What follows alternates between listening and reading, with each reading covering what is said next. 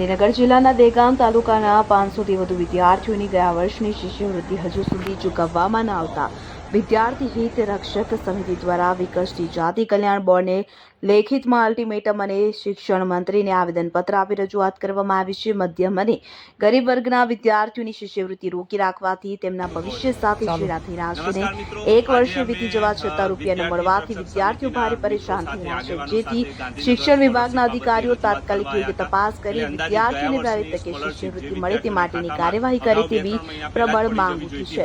અગરસિંહ ચૌહાણ સાથે હરસોલી દહેગામ. હજુ સુધી લગભગ 5-6 મહિના થઈ ગયા, આખું વર્ષ બદલાઈ ગયું, નવું એકેડેમી વર્ષ ચાલુ થઈ ગયું, છતાંય ગયા વર્ષે સ્કોલરશીપ નથી પડી અને આખા તાલુકાની એટલે દેગામના આખા હવે જુઓ દેશ દુનિયાની તમામ ખબરો તમારી આંગળીના ટેરવે.